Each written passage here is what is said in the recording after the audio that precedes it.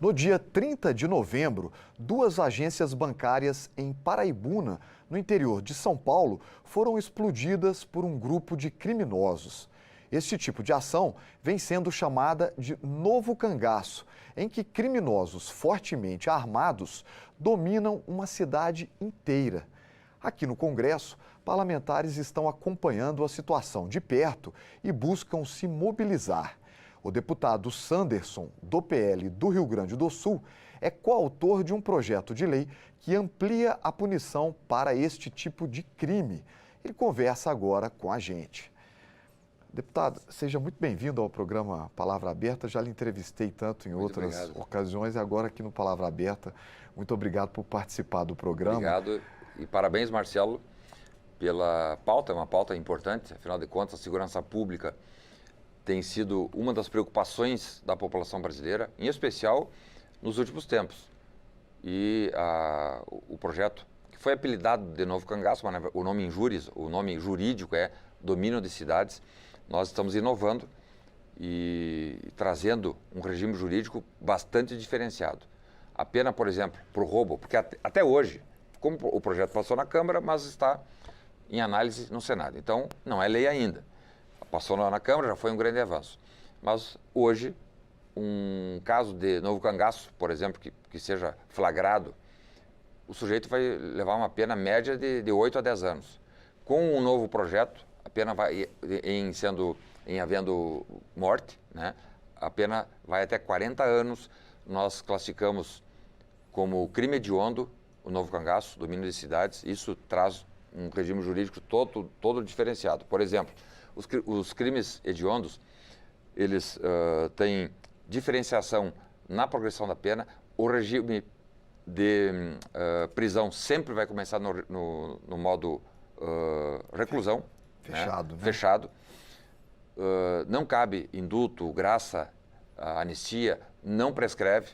Então, é um tratamento totalmente diferenciado e nós imaginamos, e tínhamos a convicção ano passado, quando foi feita a votação e a discussão, imaginávamos que tínhamos que dar uma resposta porque a sociedade brasileira tem sido atormentada e aterrorizada por casos de domínio de cidades pequenas, normalmente, mas nem só pequenas. Normalmente são cidades pequenas que são sitiadas. A entrada e a saída da cidade são fechadas, os policiais são detidos, porque se arma ali um pequeno exército de criminosos. Né, os casos que nós temos presenciado, nós temos aí registro com grupos armados, fortemente armados, com 50 homens, 30, 40, 50 homens. Então, é um mini exército que adentra num pequeno povoado ou numa cidade, normalmente de posse de alguma informação privilegiada. Isso a própria Polícia Federal, que fez inúmeras operações já desde o ano de 2000, quando foi a primeira ação da Polícia Federal lá no Nordeste, no ano de 2000, ou seja, 23 anos, fez uma operação para apurar um assalto à Caixa Federal, onde houve ali o primeiro histórico de domínio de cidades. E depois foram verificar que tinha gente, né, que não era do bando criminoso, mas que vendeu informações dizendo, tal dia, tal hora, chegará dinheiro na Caixa Federal. E aí o grupo se armou, foi lá e fez esse saque à cidade. Né? Então, é um crime abjeto, né, que coloca as pequenas cidades totalmente à mercê da vontade dos criminosos. Nós vimos imagens absurdas. Crianças, mulheres e idosos sendo colocados em cima de caminhonetes, amarrados como escudo humano para garantir a fuga dos criminosos, dos faccionados. Né? Então, considerando essas peculiaridades todas do domínio de cidades, ou do novo cangaço, que é o apelido,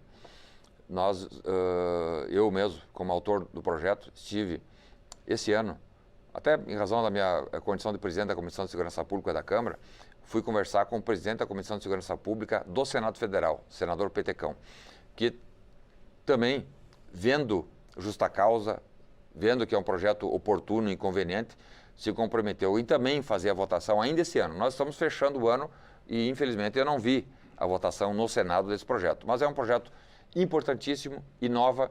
Nós vamos punir também os atos preparatórios, isso é uma inovação também, né? Vários países do mundo afora utilizam a penalização, dependendo do caso, mas em sendo casos graves como esse, punem os atos preparatórios. Claro, tem que haver a comprovação probatória, ver as circunstâncias do crime, mas em configurando, tendo as circunstâncias do crime de forma cabalmente comprovada, nós podemos penalizar, inclusive, os atos preparatórios sem o início da execução. Eu precisava falar de uma questão que é o seguinte: o senhor está como deputado federal e de origem é agente da Polícia Federal, portanto conhece muito bem o trabalho dos agentes ali, o interior da corporação. Nesses acontecimentos, a gente sabe que esses criminosos chegam sempre em carros blindados, utilizando coletes balísticos, com armas até calibre .50, uma estrutura muito grande, pega as forças de segurança ali meio que no contrapé. A Polícia Federal inicialmente não entra nesse tipo de crime, quem tenta fazer o combate ali inicial é a Polícia Militar muitas vezes, né? Mas a gente sabe que a Polícia Militar, a Federal também acaba envolvida posteriormente nesses crimes, às vezes também em alguns tipos de investigação.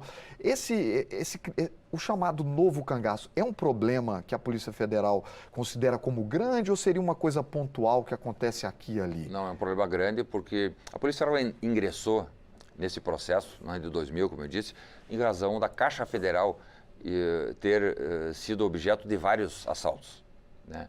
Porque Caixa Federal é um ente público federal, a Polícia Federal investiga apenas crimes federais ou então, quando requisitada, ela entra no caso para fazer a investigação.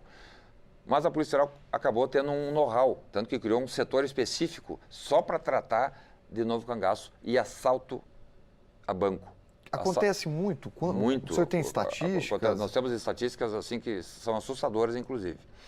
Porque de um tempo para cá, eu diria talvez de uma década para cá, uns 10 anos para cá, porque eu disse que em 2000 foi o primeiro registro do novo cangaço com essas circunstâncias. Então, 23 anos. Mas nos últimos 10 anos começaram a utilizar explosivos.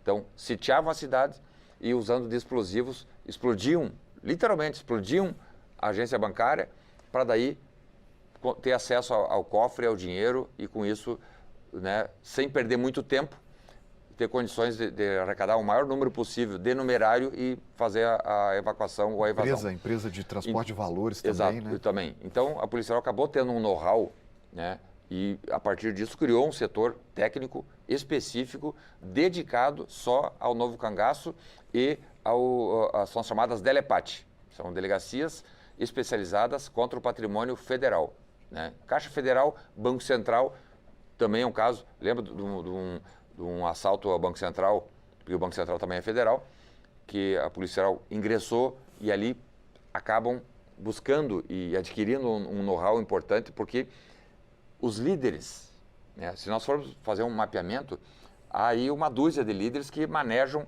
com esse tipo de assalto ou de crime no Brasil, né? Inclusive dizem que eles chegam a gastar centenas de milhares de reais somente na preparação. Centenas de milhares de reais. E então é um grupo ali, uma dúzia de, entre aspas, criminosos especialistas só em assaltar banco, né? Então, eles se organizam, assaltam um banco numa cidade, né?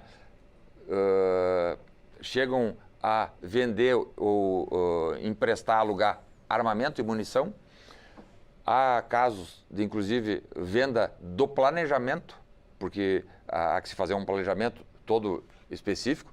Então, de drones, né? Alta tecnologia, então, jammers, né? Então, são quadrilhas organizadas, altamente organizadas, que muitas vezes utilizam pessoas para fazer execução que não têm passagem policial, para não chamar atenção, e em sendo pego no regime atual, por isso que nós estamos mudando a lei. No regime atual, se o sujeito é primário, ele vai responder por um porte ilegal de arma.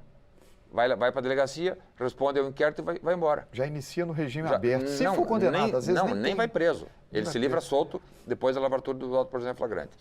Então, é uma preocupação que a Polícia Federal tem, é uma preocupação que a sociedade brasileira tem e, não tenho dúvida, é uma preocupação que o Congresso Nacional tem, tanto que O projeto eu apresentei em 2020, final do ano passado nós já conseguimos aprová-lo no plenário da Câmara.